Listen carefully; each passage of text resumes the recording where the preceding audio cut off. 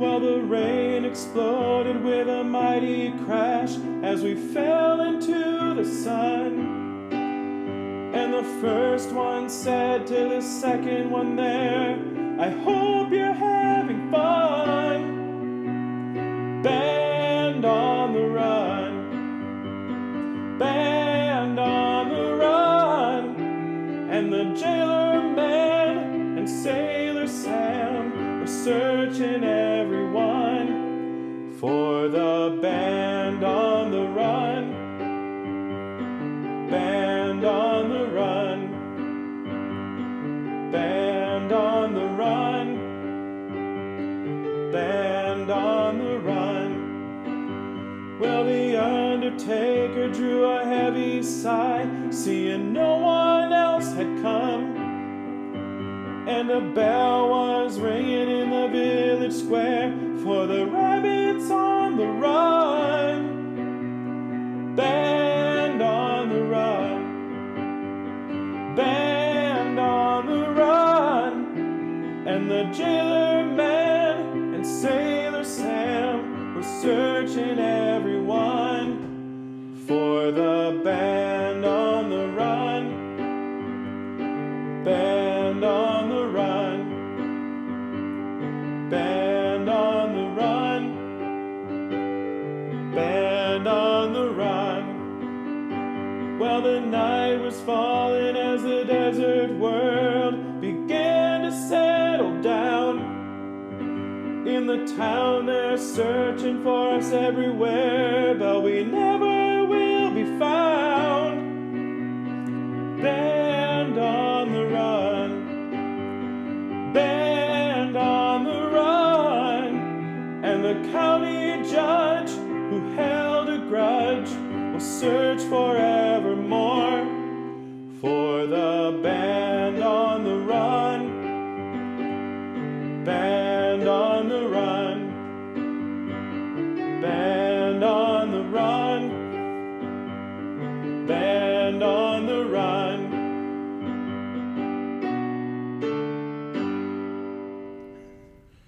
Hello and welcome to some Sacred Wit. I'm Pastor Nathan, pastor at Elk River Lutheran Church. I'm Lisa Sampson, Director of Children, Youth, and Family Ministry. Jeremy Halkus, Minister of Congregational Care and Discipleship. And I'm Taylor Quinn, the Director of Music and Worship. Yes, and we are continuing our journey into the life of David with the theme tonight, Man on the Run. Man on the Run, which is from the great Paul McCartney song, kind of, which for my whole life I've thought the words were Man on the Run. And as we started getting ready for this episode, started looking up, Taylor's like, what song did you want it to be? And I said, well, it's Man on the Run. It's a well-known song. And I started searching for it. Turns out the song is called Band on the Run.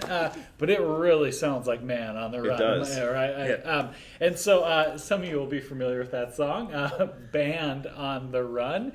And so the man on the run that we're talking about tonight is David, where, as we'll read here in a little bit, Saul is after him once again, and so he flees this time. Saul's tried to kill him once, tries to kill him again. His friend Jonathan helps him escape, and so he's on the run. But in a sense, I mean, he is a musician, and he does gather a band of followers to journey with him. So band on the run, man on the run, it's all good. It all fits, right? Yes. And so today here we're going to be covering a number of chapters from 1 Samuel, kind of chapters, where do we start? It's like 21 up through 24-ish kind of is that range. And so we're going to start by just a real kind of summarized reader's theater that takes you through some of the high points of those stories that we're going to be going more in depth in tonight. So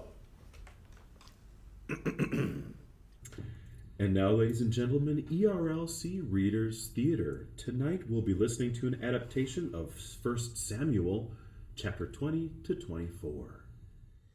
When we last left David, he was saying a tearful goodbye since Jonathan's father, King Saul, was trying to kill him. The story continues with David going to the chief priest of Nob to obtain holy bread, which he receives. David also asks for something else. Is there no spear or sword here with you? I did not bring my sword or my weapons with me, because the king's business required haste. The high priest answered, Ah, the sword of Goliath the Philistine, whom you killed in the valley of Elah, is here and wrapped in a cloth behind the ephod. If you take it, for there is none here except that one. And so David replied, There is none like it. Give it to me. Saul heard that David and those who were with him had been located. And so Saul said to his servants, Hear now, you Benjaminites. Will the son of Jesse give every one of you fields and vineyards? Will he make you all commanders of thousands and commanders of hundreds? Is that why all of you have conspired against me? No one discloses to me when my son makes a league with the son of Jesse. None of you is sorry for me or discloses to me that my son has stirred up in my servant against me to lie in wait as he is doing today. Doug, the Edomite, who was there when David was with the priests at Nob, told King Saul what he had seen. Saul sent for the priests to be questioned. Why have you conspired against me, you and the son of Jesse, by giving him bread and a sword, and by inquiring of God for him, so that he has risen against me to lie in wait as he is doing today? Even though the priests tried to reassure King Saul of David's faithfulness, Saul was not hearing it. He turned to his guards and ordered the priests killed. But the servants of the king, who did not raise their hand to attack the priests of the Lord, so the king turned to Doug the Edomite and demanded, You, Doug, turn and attack the priests. and Doug did just that. He attacked all in Nob, even women, children, and the animals, all killed except for one of the priest's sons who escaped and fled with David. David heard the story and vowed to keep him safe. King Saul now took 3,000 men to look for David, and they happened upon a cave in which Saul went into in order to relieve himself. Now David and his men were sitting in the innermost parts of the cave. The men said to David, Men, hey, let's gather around. We are all on the same page about this. Let's tell David. David, here is the day of which the Lord said to you, I will give your enemy into your hand, and you shall do to him as it seems good to you. Now, did you think David would sneak up and kill Saul? Yeah. No. David stealthily cut off a corner of Saul's cloak, and he said to his men, The Lord forbid that I should do this thing to my Lord, the Lord's anointed, to raise my hand against him, for he is the Lord's anointed. Then Saul got up, left the cave, and went on his way. Shortly after, David followed him out of the cave and showed him the cut-off cloak and said to Saul, See, my father, see the corner of your cloak in my hand? For by the fact that I cut off the corner of your cloak and did not kill you, you may know for certain that there is no wrong or treason in my hands. I have not sinned against you, though you are hunting me to take my life.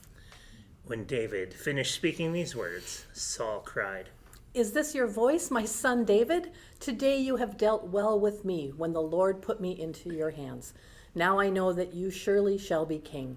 Swear to me by the Lord that you will not wipe out my name or my descendants after me. And David swore to this and Saul, and went home, and David and his men went up to the stronghold, the cave in the mountain. This has been ERLC Reader's Theater.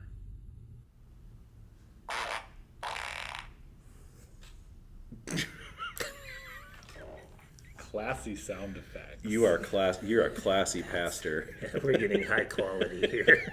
It's part of the story. It's in there. Well, it's great that we pick up this story right from kind of the outset of Saul's beginning to try to run after David and kill him.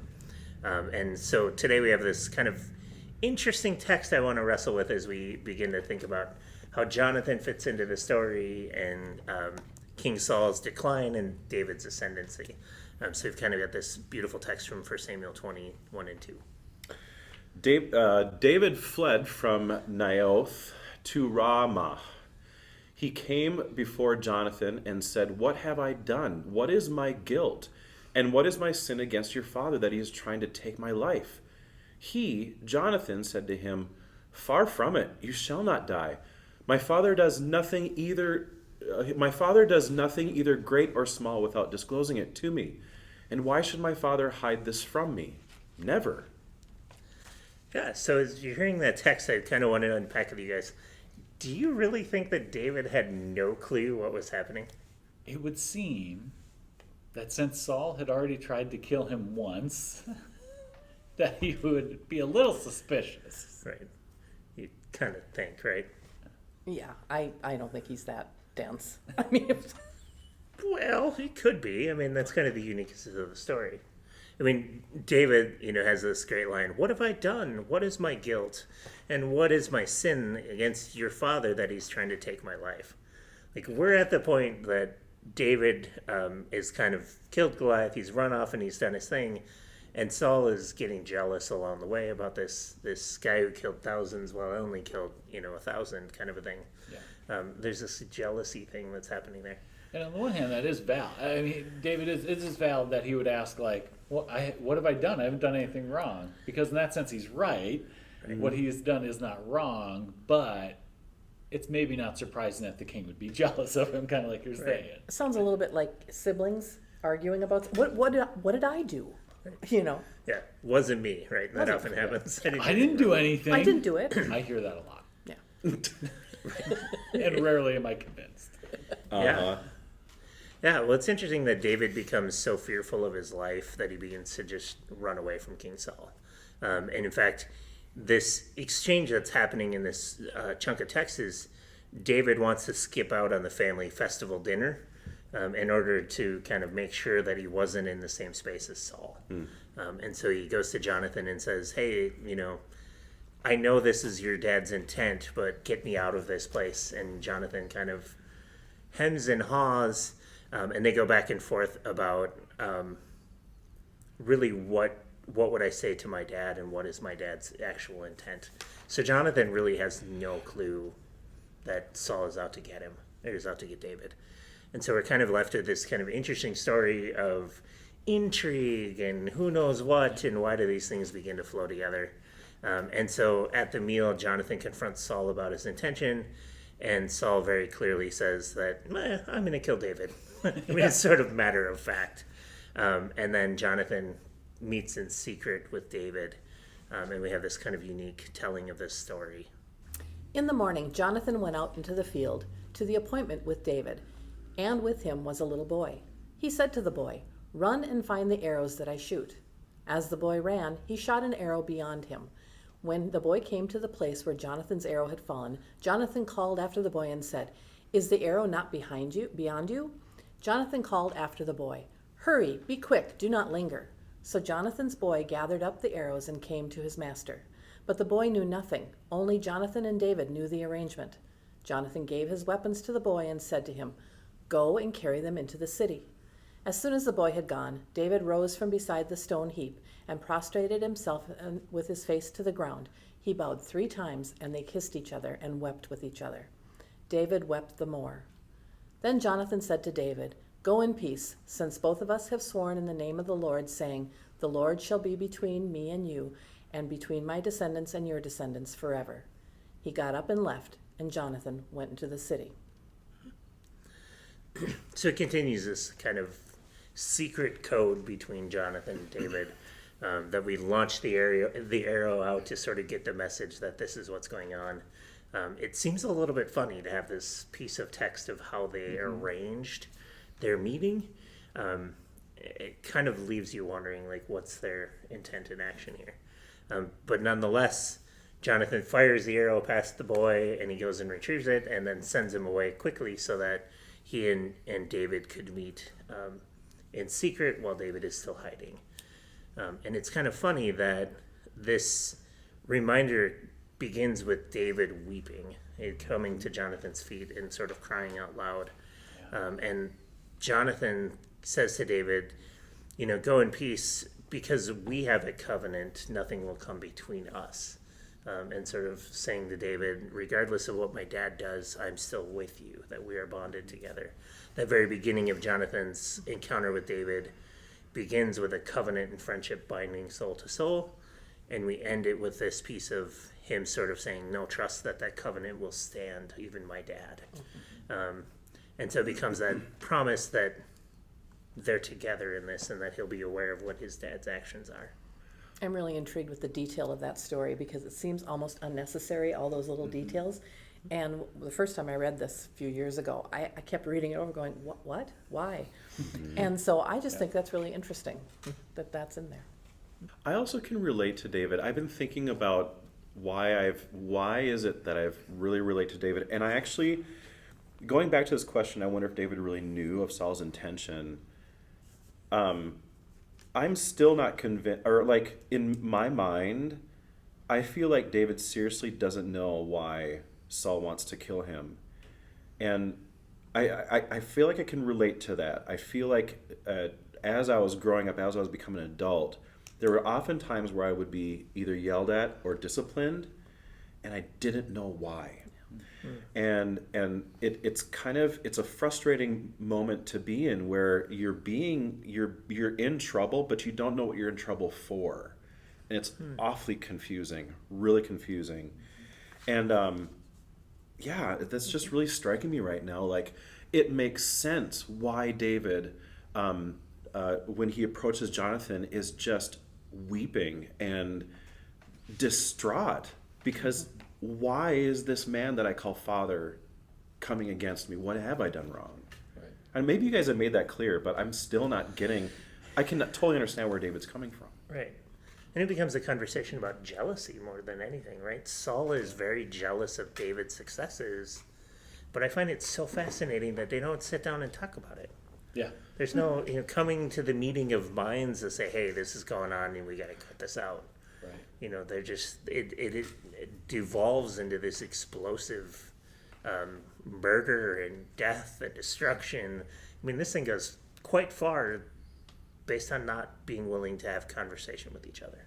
Yeah. Well, in the year BC, people didn't know how to healthily relate. Right. Like they do now? Like we do now. Like Right. we do Yeah. now, because we know how to talk about Come conflict. to the table. We would never talk around issues. No. Never. Just think if they had Facebook Yeah. and Instagram Oh my and all those gosh. things. Right. But yeah, because I mean that is it. David doesn't have, he hasn't done anything in a sense. All he has done is all really good stuff, and all through the story, one of the constants is, at every chance, David maybe could have, taken advantage of Saul's weakness and tried to, make himself more famous and do things to, say, hey, I could start being king now, surprise, God already said I'm going to be, but he doesn't. All through the story, he doesn't do anything to diminish Saul's authority or reign, and that's, I think something really admirable that isn't always so easy.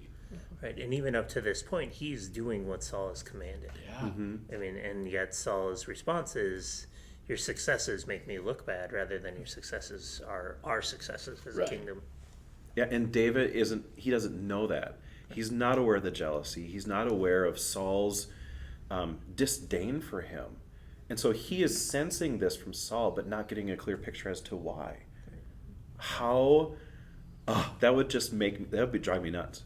Yeah. And make me just desolate in having any motivation to do anything, Well, I don't want you to stay desolate. So, No. do do do do do do do do do do. Oh no, it's a new theme song. We got a game show. Okay. Are you ready for the game? Okay. Now, this is a story, this whole thing that we're going to be covering tonight, with a lot of death and betrayal. And so, our game tonight is, tell me about that well-known TV character's death. Okay. Are you ready? Okay. Okay, so,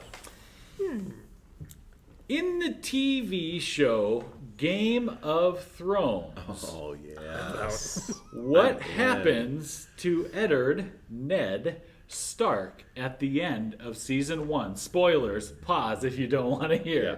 This is years ago now, folks.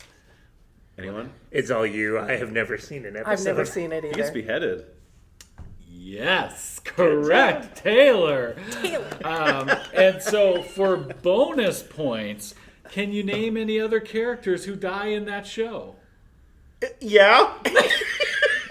All of them? Pretty much everyone. Oh my yeah, gosh, yeah. I know the author, at least. It'd be a shorter list to say the ones that don't die in that show. Serious. So, yeah, that is a show full of all kinds of death. Yes. And, yeah, poor Ned loses his head at the very end of season 1. Oh, and at the end of book 1, I'm such a nerd that I read the books before there was a show, and I read all these 800 pages thinking that this was a story, this whole series about this guy Ned Stark. Uh-huh. Turns out They to really not be focus the on him. case because he gets his head cut off. Oh my gosh. And poor Okay. Sean Bean, he's always dying in every movie he's in. Well, You know. he's still cashing those royalty checks. Yeah, I you think have a he's doing niche. all right. Okay, so next on the TV show Seinfeld. How did George Costanza's fiance Susan die? You're not a fan of Seinfeld, right? Nope. Are you? It's okay. Yeah, he I'm a loves fan it. of I'm not a many fan. things. Do you know Seinfeld? I don't know Yes, anything but about Seinfeld. I can't remember. Is it a George was having some cupcake? second thoughts about the wedding, but he didn't kill her. But he also wasn't too sad when it happened. Can you remember? Poor Susan. Did she choke on a sandwich? I don't remember. Susan was killed off at the end of the season, the result of licking contaminated envelopes as she was preparing their wedding invitation. Oh my gosh!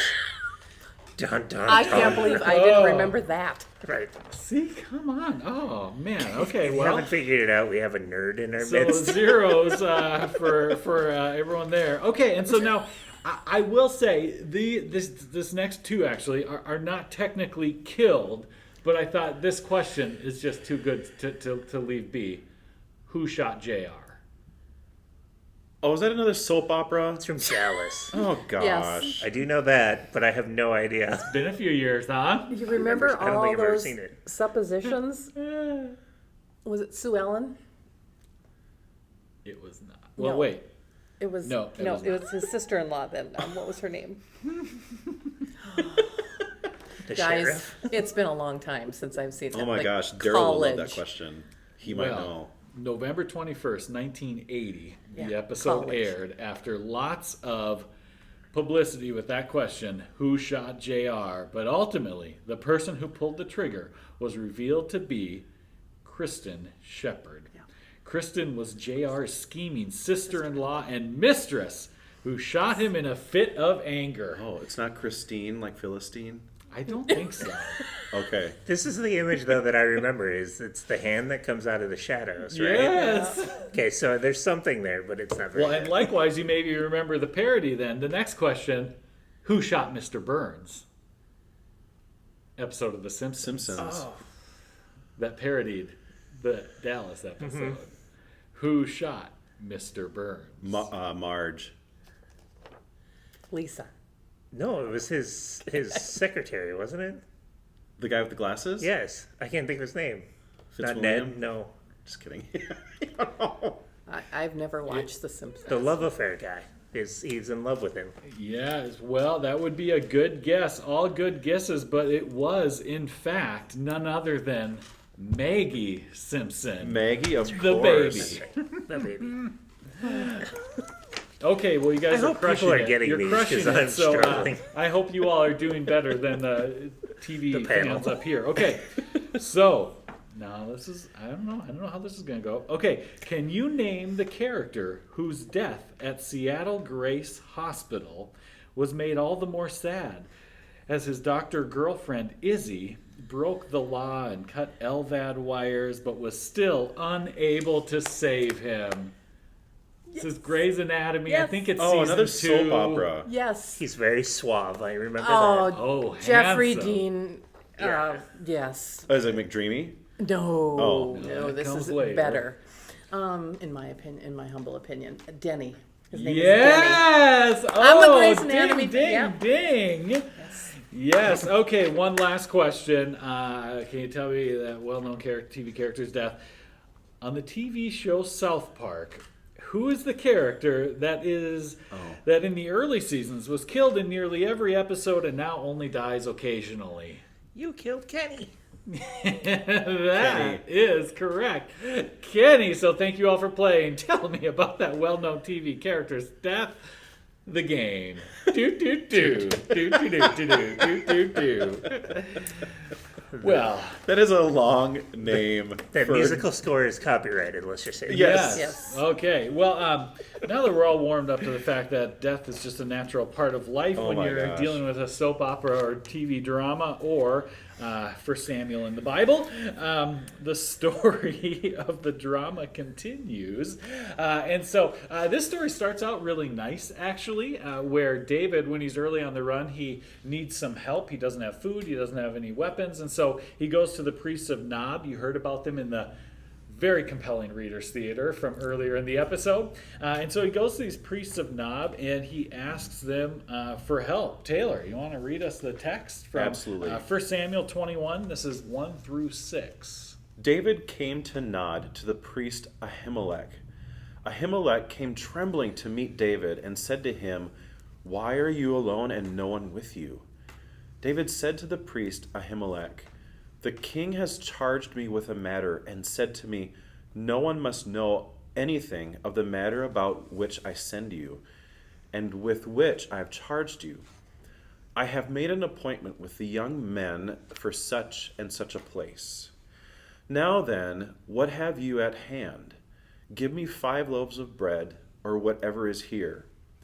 The priest answered David, 'I have no ordinary bread at hand, only holy bread, provided that the young men have kept themselves from women.' David answered the priest, 'Indeed, women have been kept from us as always when I go on an expedition. The vessels of the young men are holy even when it is a common journey. How much more today will their vessels be holy?' So the priest gave him the holy bread, for there was no bread except the bread of the presence, which is removed from before the Lord, to be placed by hot bread on the day that it is taken away." Ooh, that's interesting. Yeah. Yeah, holy bread is interesting. And, you know, it gets into the question of, like, well, have they kept themselves from women? I mean, that's only one part of the whole holy bread issue. And so, like, that's kind of the test that the priest gives David. But whether that was true or not, that they had kept themselves from women, doesn't really matter, because the holy bread was holy. This was the holy bread set apart as a part of the worship there, and was not to be just eaten for a snack. And so for David and his men to take it was an offense to God, and the priest knew that, David knew that, but he was in need of help, and so he asked for help, and that's all they had. So they had the choice to give God's anointed king, whether they know he's God's anointed king or not, they have the choice to give David nothing, or this really special sacred set-apart bread that's really as an offering for God. And so they opt to give him the bread. And part of why I think this story is interesting and worth highlighting here is because this story gets mentioned by Jesus in the Gospel of Matthew. In the Gospel of Matthew, Jesus' disciples are out on a Sabbath day, and they're plucking grain and eating it, and the Pharisees call them out on it and say, "Hey, how dare you? Your disciples are harvesting grain. They're working on the Sabbath. That is clearly breaking the law." And this is Jesus' response to them. Lisa, you want to read these few verses? This is Matthew chapter 12, 3 through 8.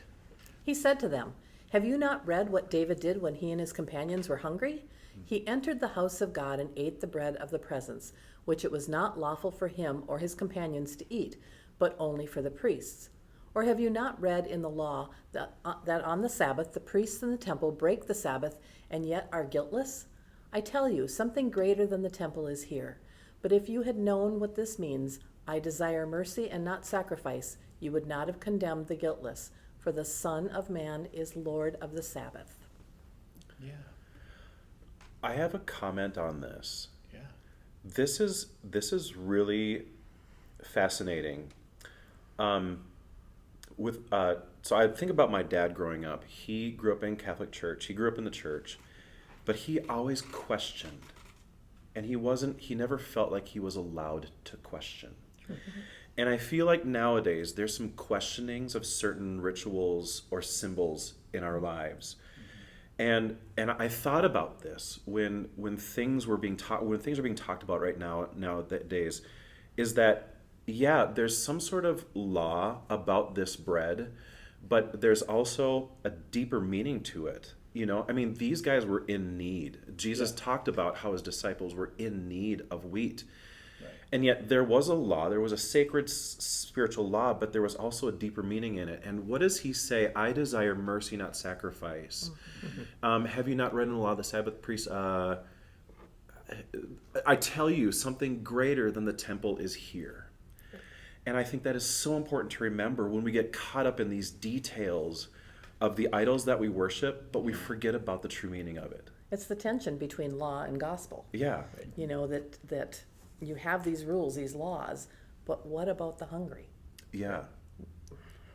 And that's kind of what Jesus points out. Jesus, the gospel, the word made flesh, comes and says, hey, this whole thing that I'm preaching isn't new. Remember way back in 1 Samuel, that story that about David going and getting the bread from the priests in that story? They didn't deserve it. David and his companions should not have been given that bread, but they were in need. And so the priests understood the difference between fulfilling the letter of the law and grace. Mm-hmm. And that grace, if those two are held up against each other, grace ought to win out. Grace will win out. Right.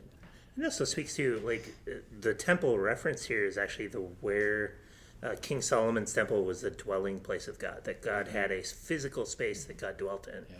And so to place the presence was the element that was often used as part of the sacrifice, as part of the offering and gift before God. Well, it meant that God had this space that God dwells. When Jesus enters the picture, it sort of breaks the temple apart and says that we're no longer bound by a physical structure of a church building. We're now God across the globe, across the world, in every home, in every space. Right. Hence the veil of the veil splitting when he rose from the dead. Yeah. Right. Yeah. Well, and that's what Jesus says. There's something greater than the temple right here in front of you. Right. And that's a powerful statement that is going to make those Pharisees pretty mad. Ultimately, those kind of comments will get Jesus killed. But that's the point that he's making, is that the presence of God isn't just in this box, in this certain special place, that God has been turned loose. That God is here in your presence, in me, Jesus, but also then as Jesus leaves and is resurrected, and will breathe on us the Holy Spirit and say, oh yeah, no, now God's really loose. What you just said, this is kind of what we're experiencing today. We are being forced out of our temples. Right. That the Holy Spirit is taking us beyond the walls, beyond those curtains, to bring Jesus to everybody. It's not just here. Mm-hmm. Yeah, can you only experience the presence of God in a church? Right. I sure hope not, because there's been a whole lot of people ain't been in a church for a long time. Mm-hmm. But of course you can experience the love and presence of God outside of a church building, and this time has forced us to reckon with that. Mm-hmm. And Jesus isn't found in a stale wafer, but found in, this sort of abundance, the sense of God's presence being bigger and broader than what we can simply contain. Well, that has been a fun thing about doing online communion and drive-in communion, where we say, well, use what you got, that it doesn't have to be the certain kind of pita bread that we use when we're here together at the church, or the certain kind of, Mogan David wine. Ours isn't Mogan David. I don't know what brand it is, but Temple wine, that what you have, the earthly elements are just one component of that presence of God. That it's that word of God and the promise of God's presence, makes it work. Crackers, juice, what you got, it works. That's the presence and love of God. That's beautiful. It's great. I got to confess, I am a man of principle. Like if you don't follow the rules, then you're on my bad side. So I wonder if I would be Ahimelech in this. Sure. It's interesting. Would I be the priest or would I be Jesus? Or would I be David? And I'm a rule follower. I was just telling Lisa that going to college, I realized rules made me thrive because they're structured to live within. But I don't know what I would do in this case. Yeah. You know? Well, but the priest too, he asks one question, like he sees David and his men. He knows that this bread is just for the priest. This is the offering to God, and that after it's removed from the box of God, then they replace it with fresh stuff, and the priests can eat the leftovers. That's it. Even the priests aren't supposed to just take it off the thing and eat it. And so yet he's like, well, have you guys stayed away from women? And David's like, yup. Crosses his fingers, behind his back, yes, guys, right? Yes, of course. David's already been engaged to Saul's daughter. There's this whole thing, so it's he's kind of playing along a little bit, but ultimately he sees the need and makes sure that the need is fulfilled, and that's what that priest Ahimelech does. Ahimelech. Was that a medication? It might have been. Wait a second. Was that FDA-approved medication? Yeah. If you want to have a good time, check out last week's podcast for that one. Yeah, we had a good game last week of words I couldn't pronounce. Names of Saul's children as well as FDA-approved medications. It's all good. It's all good. Well, what's so interesting too in the story then is David not only asked for bread, but ultimately asked for a weapon. And I think there's a few interesting things about that. One is that weapon was stored at this place of worship, that it was recognized that, hey, this is a special piece of our people's history now. And so they wrapped it up and stored it there. It's kind of like a little museum, I guess, or a relic. And so then when David asks if there is a sword, all we got is this sword, shrink, and pulls out this enormous giant sword, and that's what David takes and is going to go. And, that's fascinating on so many levels. One, that David certainly wouldn't be large enough to really wield it in any fruitful way, I wouldn't think. But also the sword of his enemy, now he's kind of taking up. And so now, Saul went from fighting one giant to kind of fighting this other giant, David, who isn't a Philistine, isn't his enemy, and yet that's going to be who Saul gets obsessed with pursuing. And so as David is the man on the run, or with his band on the run, as they're nice. Moving through the countryside, what we'll see is these stories after story of David kind of helping people and doing these selfless acts, and Saul doing very selfish acts and mostly focusing on getting revenge and killing, going after to try to kill David. And what we hear in a little later, if you want the full kind of cheery end, like we alluded to in the Reader's Theater, Saul shows up and rains down vengeance on these priests who helped David. It's 1 Samuel chapter 22 if you want to read the whole cheery story. He sends that jerk Doug to go and kill all the priests who helped him. Oh, but also their any wives or children who are around. It's this nasty and livestock. Yeah. I mean, anyone who was even here when this thing happened. It's pointless vengeance, just unnecessarily violence. And this is a parallel too in the story, right? David defiles the temple by taking the bread and eating it, according to Saul. Yeah. Saul defiles the temple by murdering everybody else.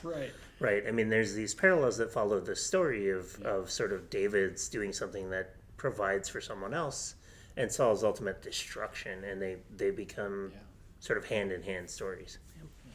So Jeremy's going to tell us now about one of these stories of David doing good. Yeah, so we're kind of jumping. So if you want to read, I would encourage you to kind of read through the 4 or 5 chapters we're talking about, because you see the story pick up. David flees the temple and he's on the run. And he goes into this stronghold, this cave in the side of a hill.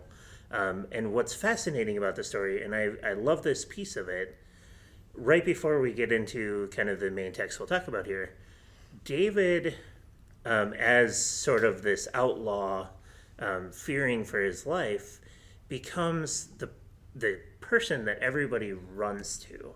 And there's this great text, 1 Samuel 22:2, that talks about who is coming to David, and this will be telling of David's legacy kind of moving forward, that everyone who was in distress and everyone who was in debt and everyone who was disconnected gathered to him, meaning David, and he became captain over them. Those who were with him numbered about 4,000. A big band. Right, A a big huge band. band. Yeah. But David draws the people that society has forgotten or wants to forget or outcasts. And those are the people that become sort of David's allies. And now in this space that he's in, he's really kind of on the outskirts of Gath, which is where Goliath comes from. And we'll see this kind of transitional part of the story where on the outside of Saul's kingdom is where David is finding people that want to be around him. The story sounds a little bit like Robin Hood, Sure. Oh, you know, sure. because gathering those people together and stealing from the rich, feed Right. the poor. Right. And David takes care of him. So he becomes a king later on that is for people, where Saul is really for Saul. Yeah. I mean, that's kind of how this kingdom shift goes. And so David learns about this Philistine siege of a city of Keilah. And so David inquires about God, about whether he should attack or not, and God answers and tells David to go and do so. If you think about it, God doesn't speak to David just before the Goliath story, and God speaks again, jumping into when David shifts his focus from him to others. It's kind of fascinating part of the story. And God responds, David does. And so David's soldiers are terrified. So David does what David should do, and he asks God again. And God says, yeah, you'll be successful in battle. And then it picks up all these kind of crazy plot transitions. Saul says, oh, they're encamped in a city, and they're surrounded by walls. Guess what? That makes an easy target for me to go get David. And so David basically says, what do I do with this? Do I run? Are these people going to give me over? And the story shifts back and forth about, what do I do here? And it picks up, David flees out of the city for his safety. Saul comes in, says, oh, he's not there anymore, and he just walks away. Yeah. I mean, this is kind of that cat and mouse, Tom and Jerry sort of moment going on there. Crazy. Yeah, which is what kind of, comes next is, David continues to elude Saul in the wilderness. And then we come to these couple interesting stories that start in 1 Samuel chapter 24. And again, we touched on these in the Reader's Theater as well. But there are some just really interesting, kind of fascinating stories, kind of examples of, one way to say it would be, Saul's going low trying to kill David, and David goes high. He does not just, kill Saul outright, because David still believes that Saul is God's anointed king, because he was. Like, Saul was anointed to be king, chosen to be the first king of Israel. And yes, David has chosen to be the next king, but he hasn't heard God say, now's the time for you to be king. So he's king in waiting. And so, but we get these two really fascinating stories about Saul and David having a really close run-in that Saul's completely unaware of. So the story goes that David and his men are deep in the cave, and Saul wanders into the cave to relieve himself, the Bible says. And, I don't know how much detail we need to go into with that, but apparently, given the context clues, this is probably a twosie, I think we say, because Saul is in there for a while, long enough for David to have a conversation with his men, and they tell him, oh yeah, go kill the guy. And David's like, well, all right. And so David sneaks up on Saul, who is indisposed, gets close enough, and instead of killing him, cuts just a corner of his robe off. And then stealthily sneaks back to his men. And after Saul has finished up, he finds his way back out. And so then David comes and says, Saul, look at this. Look at how close I was. I could have killed you, but I didn't. And Saul's like, oh, man, you got me, basically. And that's kind of the end of the exchange. But then it happens again, where David sneaks up. And I don't know, were you going to talk about this one, Jeremy, or this story? I can. Basically he sneaks up, and this time he takes his water jug and his spear. He sneaks up and takes King Saul's things, And this time when David holds him up over his head, it's like, hey, Saul, look what I did. I took your stuff. Again, I could have killed you. This time, it inspires some real shame in Saul, and almost like Saul almost has kind of a contrite heart. Like he apologizes and is remorseful for the fact that, like, oh man, I can't believe like I was trying to kill you, but here all along, like, you are like, you're good, like you're not trying to kill me. Right. Yeah, we have this great text from 1 Samuel 26, 9-12, and I think, Taylor, would you be willing to read that text? Absolutely. But David said to Abishai, "Do not destroy him, for who can raise his hand against the Lord's anointed and be guiltless?" David said, "As the Lord lives, the Lord will strike him down, or his day will come to die, or he will go down into battle and perish. The Lord forbid that I should raise my hand against the Lord's anointed. But now take the spear that is at his head and the water jug, and let us go." So David took the spear that was at Saul's head and the water jug, and they went away. No one saw it or knew it, nor did anyone awake, for they were all asleep, because a deep sleep from the Lord had fallen upon them. Yeah, I guess I'm fascinated in this part of the text. I think one of the things that I'm finding the most powerful is the definition of David's sense of grace. Yeah. You know, there's a little bit of mercy, there's grace, there's forgiveness. I mean, I can't imagine David fearing for his life, running away, and sparing the life of the guy who's trying to take it twice. And technically, this is the third time. Right. And so this, like, how do we picture what grace looks like, or mercy, or forgiveness, in a sense of how David operates? Well, I think David knows that he is chosen for something bigger and better than to be a usurper of the throne, like to take the throne by killing Saul. That throne is his by rights when the time is right. And so in a sense, he's trusting God that God will tell him when it's time. That, you know, like he says here, like, I'm not gonna kill this guy. You know, he'll die when it's time, or he'll give up the throne when it's time. And you know, I think for us, when we think about that, how we can relate to David, we can think about that in terms of, okay, well, what more have we each been created for? You know, the pettiness and the disagreements that sometimes are a part of our life. I think those can be moments for us to recognize, wow, we were created for something more. Like, let's not fall victim to that easy jab or that easy, you know, kind of taking the low road, because God's created us and called us to something bigger and better.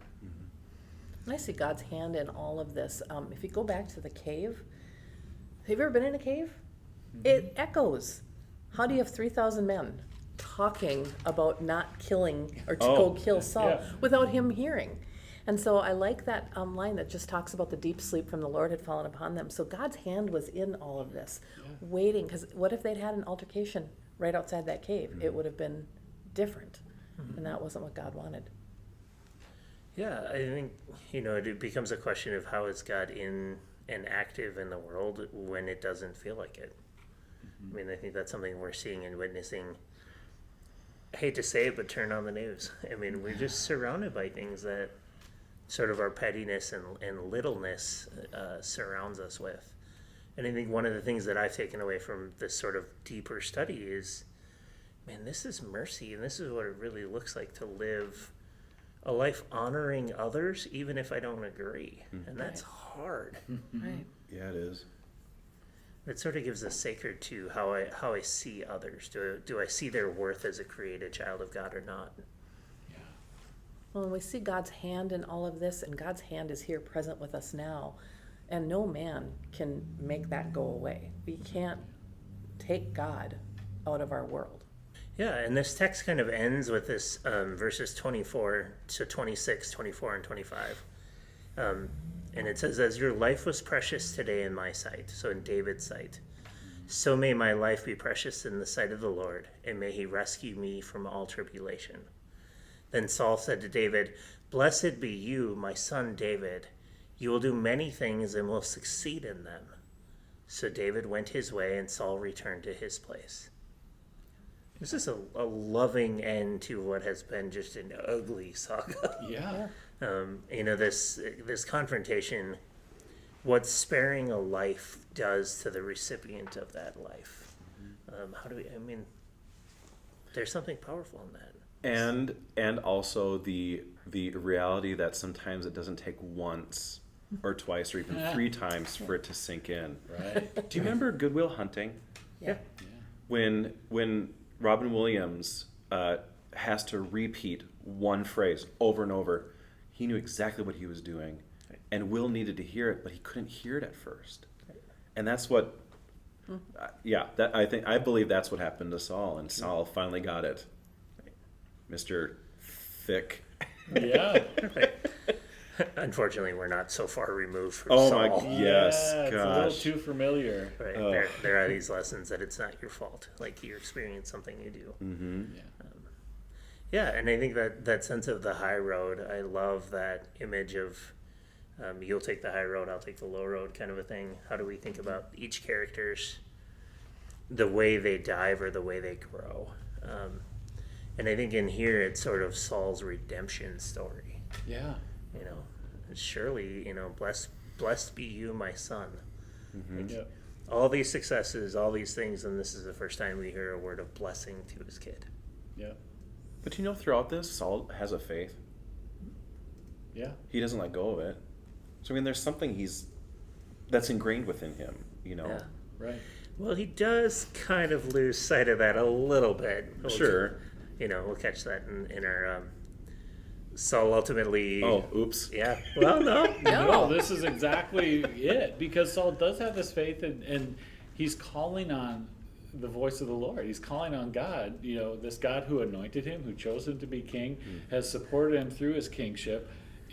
Calls on God. And so, the Philistine army is getting ready to fight King Saul's army, and Saul is afraid, and his heart trembled greatly. That's chapter 28, verse 5.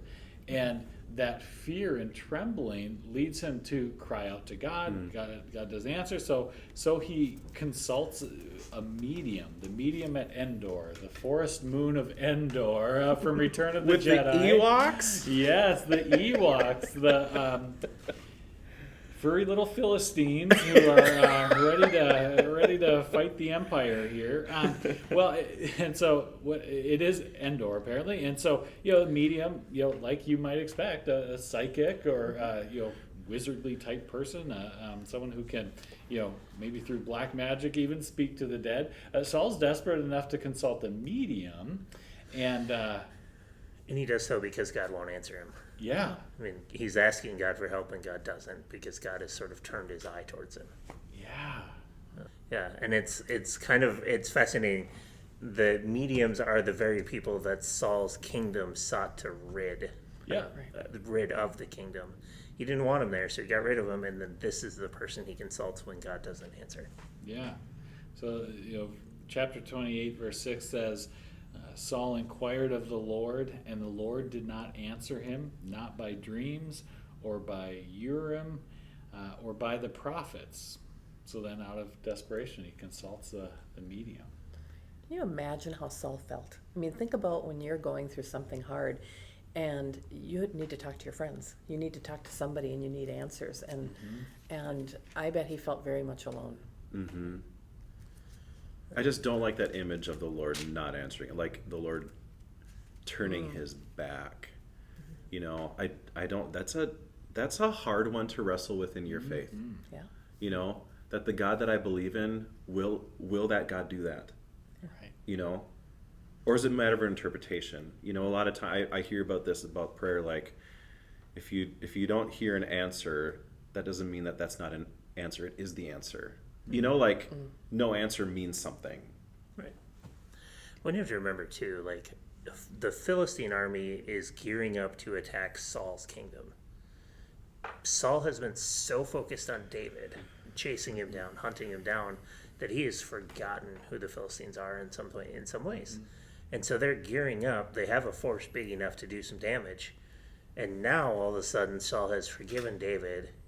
That direction is shifted back to the Philistines. And out of that fear comes what am I supposed to be doing? Yeah. I think there's a great question there about what's going to happen. Yeah, it's like the pastor who didn't prepare a sermon on Sunday morning and said, "Oh, God will speak to me, and God will, inspire God's my words message. will- God's words will flow," and then gets up to the pulpit and just can't think of anything to say. And he's like, "God, I thought you would speak through me." And he says, "You should have prepared a sermon." There's a lesson there. But I think that's kind of it. God would have happily helped Saul, prepare the armies, prepare the defenses. What God wishes for is the good of the people of Israel, and yet Saul was actively working against that in pursuing David. Yeah, and that ultimately leads to his demise. I mean, so the army of the Philistines turn around and basically overrun Saul and his kids. And so we end of chapter 31, start of 2 Samuel 1, we find that ultimately Saul is killed. His sons are murdered, her sons are killed, and we're left with this kind of what next? And so ultimately Saul's afraid that he's going to be tortured and hurt and harmed by the Philistines, so he leans on his own sword and he dies. And we're left with this David who deeply grieves the death of Jonathan, his good and best friend, and this King Saul, this beloved person, despite everything that had happened. And the Philistines, they celebrate. Is what they do. They take Saul's body and nail it to the walls, just to show how powerful they are. And then comes the story of Jabesh Gilead rescuing the people of Jabesh Gilead, rescuing Saul's body and allowing for David to bury Saul, give him a proper burial of sorts. And then we get into 2 Samuel, which is where it really becomes the story. 2 Samuel becomes the story of David's kingship, which starts with him grieving and mourning. And it's hard to imagine a story like this where all of this has happened to David, and yet David still deeply grieves. And yet I can see why he goes there. The friend, the covenant, the love, essentially, that follows that story. Yeah, it's like when you get to the end of this is the end of the soap opera. This is kind of like at least the end of the season, if you will, because next we're going to get into David's kingship. But after all the ups and downs of this kingship of Saul, you get to the end of it, and for all the terrible things he's done, killed innocent people, and you get to the end, it's like, oh man, this poor guy, he dies, and I feel a little sad about that, but David feels really sad about it. He grieves deeply.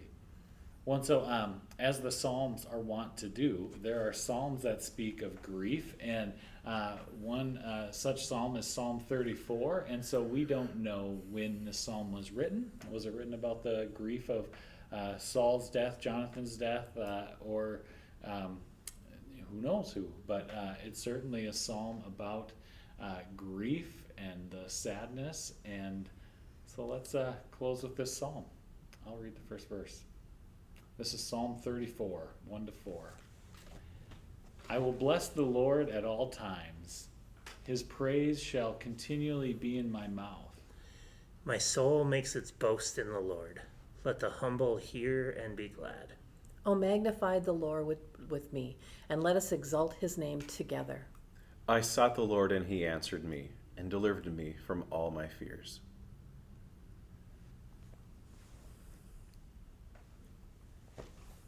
For the band on the run,